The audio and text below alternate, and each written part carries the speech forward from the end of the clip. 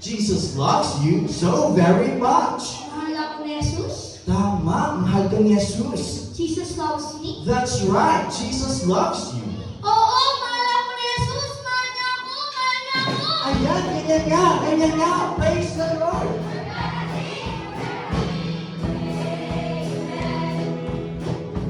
Praise the Lord. Amen. Praise the Lord. Hallelujah. Praise the Lord.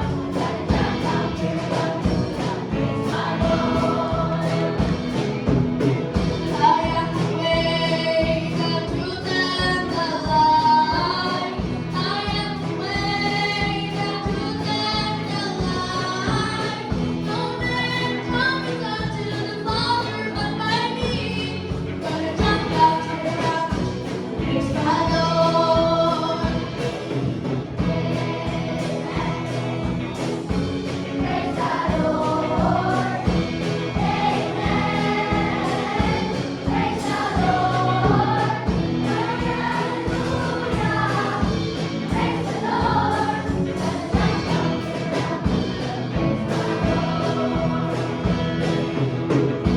Marvel not, he must be born again. Marvel not, he must be born again. Marvel not, he must be born again. Jump out to the rock, praise my Lord.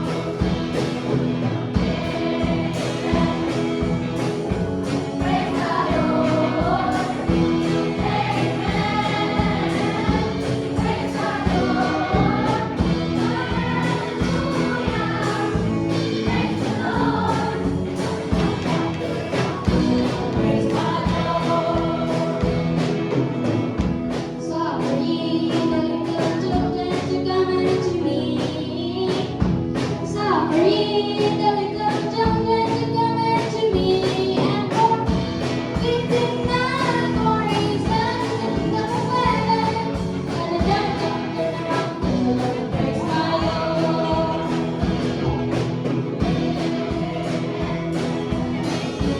Praise the Lord.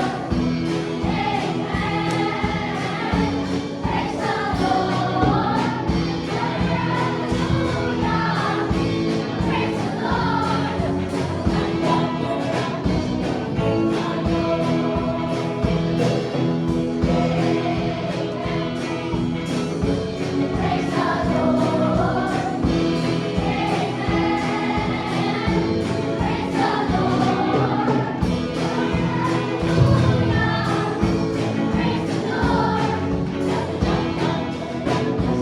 Praise the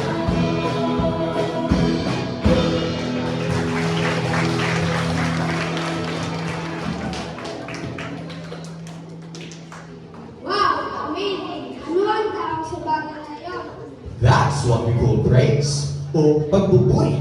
Nangyayari yun kapag iniisip mo si Jesus at kung gaano kanya, it's happening again.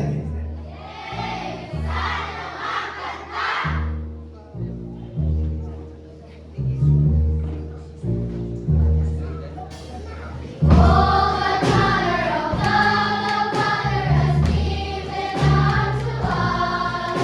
Behold, the power of God, the Father has given unto us. That we should be called the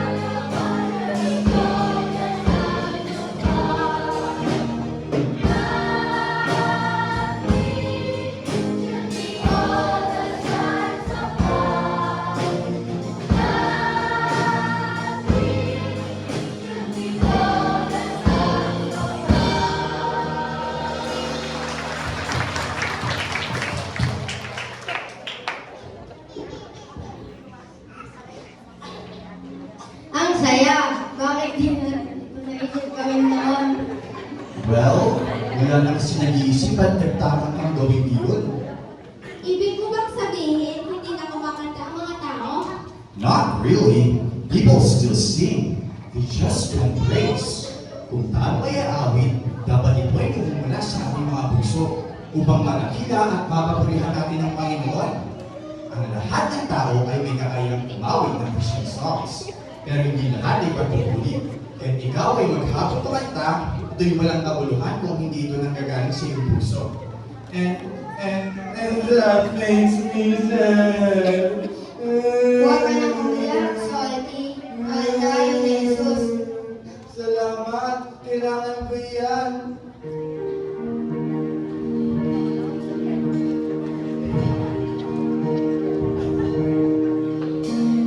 Jesus, name above all names, beautiful Savior, glorious Lord, Emmanuel, God is with us, blessed Redeemer. Living Word. Jesus, name above all names, beautiful Savior, glorious Lord, Emmanuel, God is with us. Blessed Redeemer, living Jesus,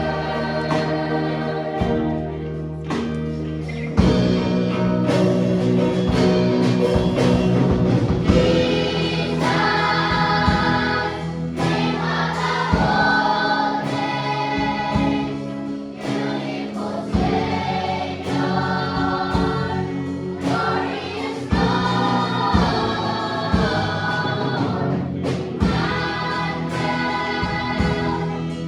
God is with us, blessed Redeemer, living Word, blessed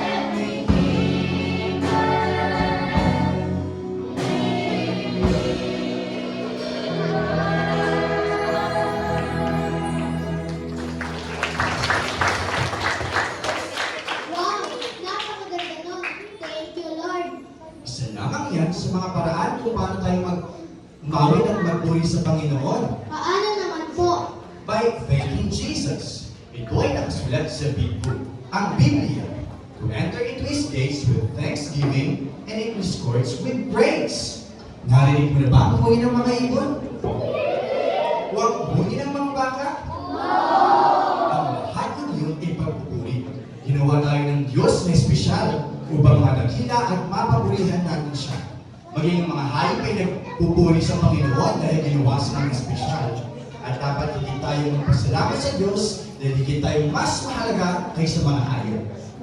Hi! Ako ay ordinaryong bata lamang at hindi ako espesyal. Sino ang nagsabi?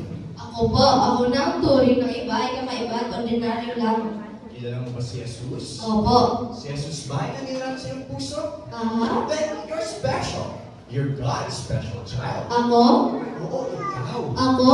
Oo, ikaw. Opo, mga espesyal dahil ako ay anak ng Diyos. Ako espesyal, ako espesyal. Don't you forget about that. Ngayon, pwede ba tayong kumanta? Sige po, gusto ko yan. Pwede po bang simulan? Oo naman.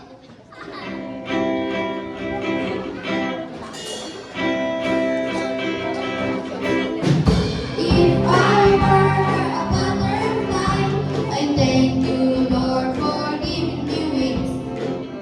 I were a robin in the trees, I thank you, Lord, for love and sea. If I were a fish in the sea, I wiggle my tail and I giggle with glee. But I just thank you, Father, for making me. Cause you gave me a heart and you gave me a smile. You gave me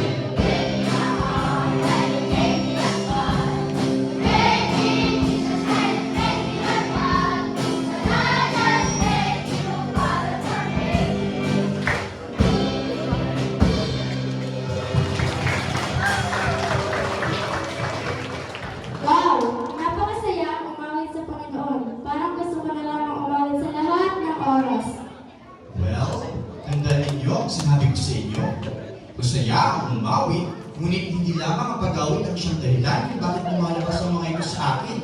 It's praise to Jesus. Mahalaga na si Jesus ang mauna sa ating mga buhay. We need to seek His kingdom first, like this song says.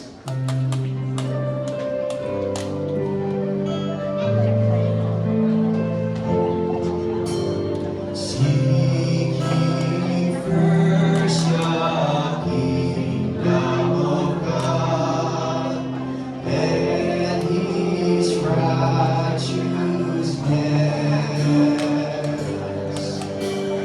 and all His things shall be added unto you.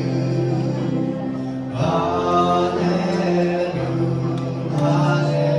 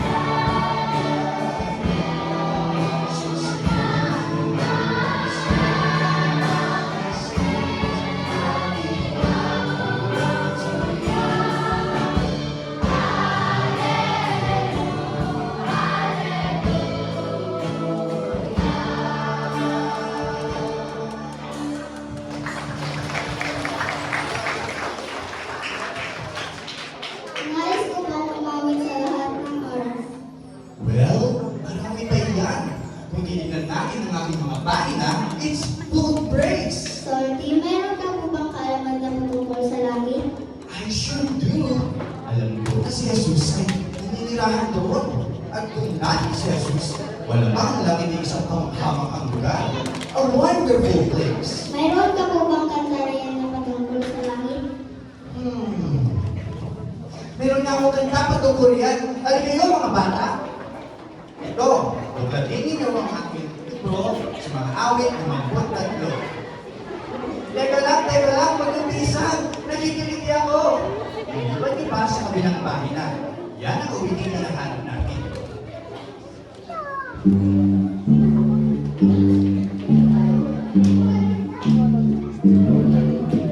Heaven is a wonderful place, filled with glory and grace.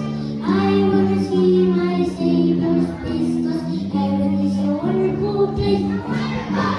Heaven is a wonderful place, filled with glory and grace. I wanna see my Savior's face, 'cause heaven is a wonderful place. Heaven is a wonderful place, filled with glory and grace. I wanna see my Savior's face, 'cause heaven is a wonderful place. Heaven is a wonderful place, filled with glory and grace. I wanna see my Savior's face, 'cause heaven is a wonderful place.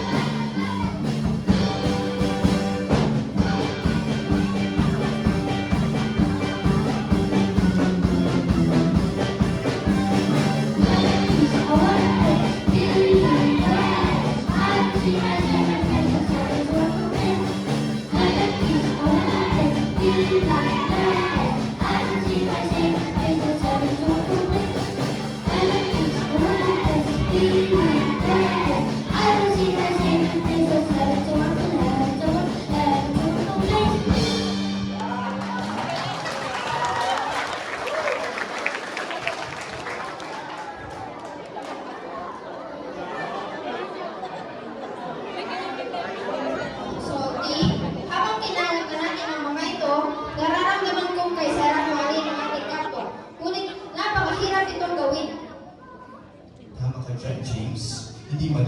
sa atin na mahalin ang lahat ng tao.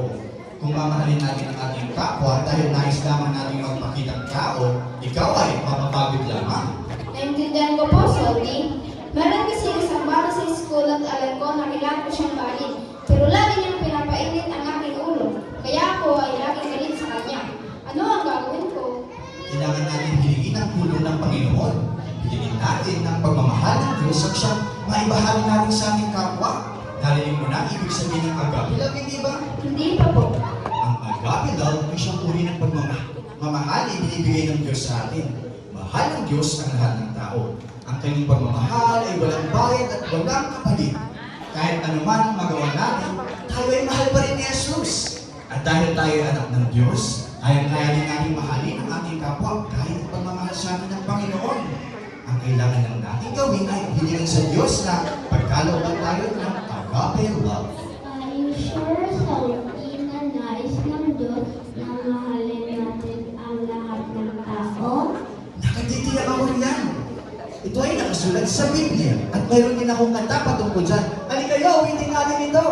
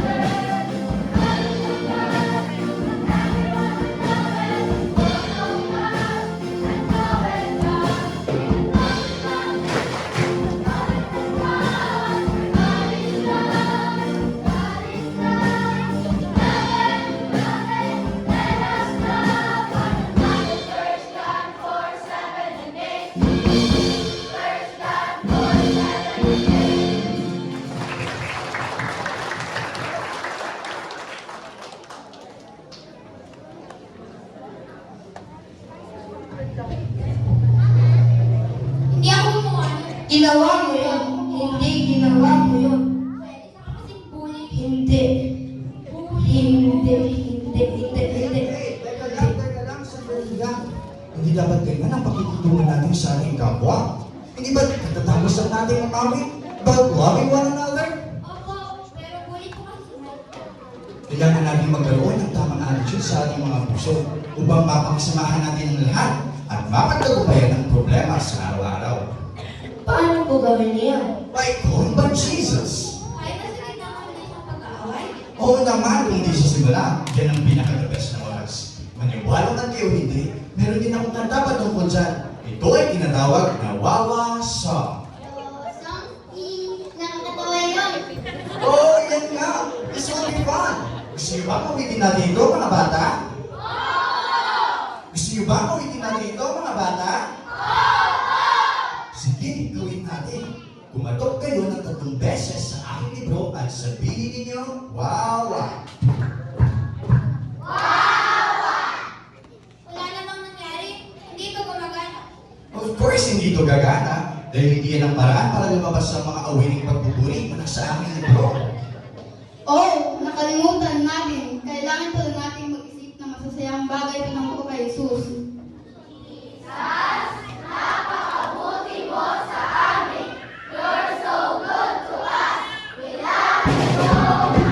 Ayan, gumagana na! Gumagana na!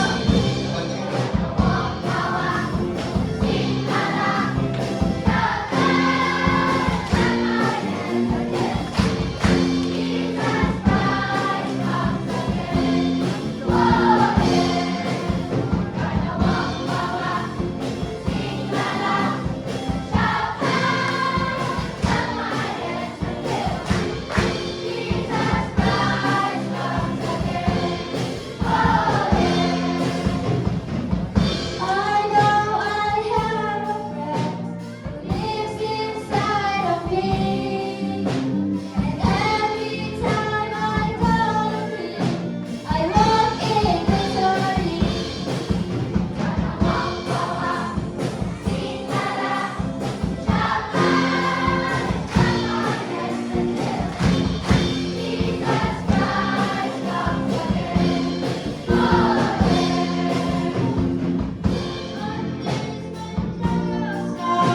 My heart goes quickly. I'm glad for Jesus Christ and that He loves me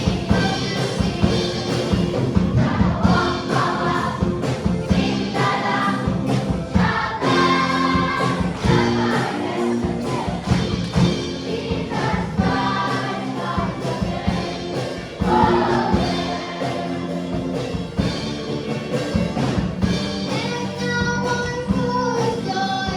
I'm living in His promised land.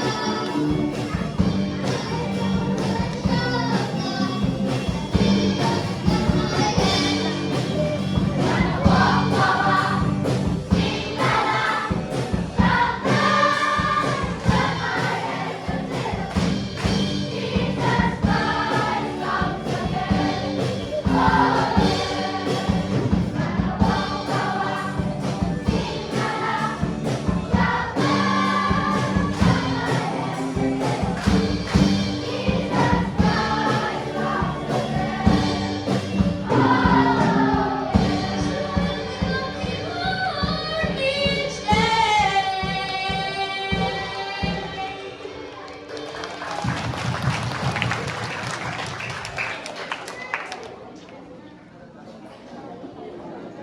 Hindi ba mas masaya umawit at magpuri sa Panginoon kaysa mag-away? Totoo po, at masaya ako. Pero mas sumasaya ang Diyos kung maawit tayo ng mga kanta patungkol sa pagmamahal natin sa Kanya. Katulad ng susunod nating awitin.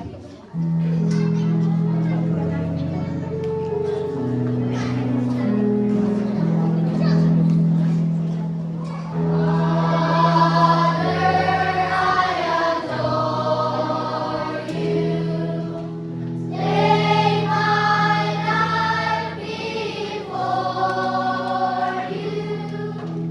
How I love you.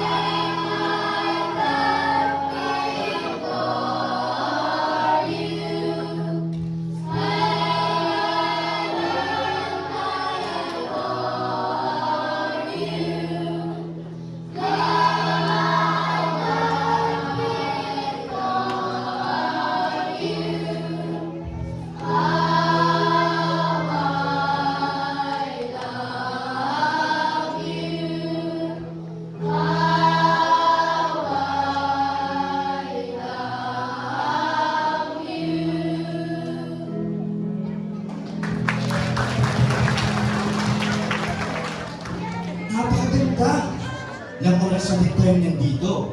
I guess, oras na para kayong lahat ay umuwi sa inyong mga bahay. Pero may nais lamang akong hiningin sa inyo, mga bata.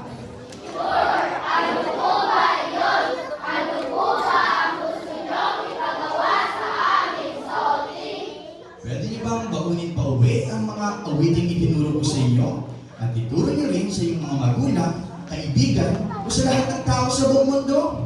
Gusto mo po bang awitin namin ang lahat ng iyon sa aming kaibigan, magulang at sa buong mundo? Oo naman! Pero kami po ay mga bata lamang. Opo, itutuloy po may bata at ipinamahal ng mas nakakatanda sa amin. Ano? Same kalokohan. Oo, mga bata nga kayo, pero mga tao rin kayo. At kung titignan natin, nananahan na sa mga puso ninyo si Jesus. At alam niyo na kung paano siya purihin at sambahin. Kahit na tayo ay mga bata, tayo rin ay mga sundalo ng Panginoon. Hindi lahat ng kalooban ng Diyos sa buhay natin ay madali. Pero kung lalapit tayo kay Jesus at patuloy natin siyang pupurihin, malalaman natin ang laban natin ay naipanalo na niya. At nasa atin na ang tagumpay. Naiintindihan niyo ba yun, mga bata?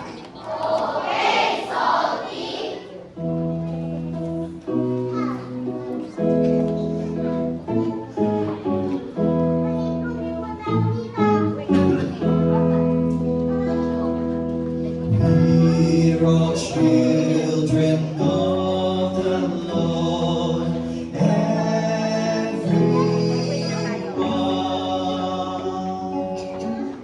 Big and small, short and tall, and He loves us all.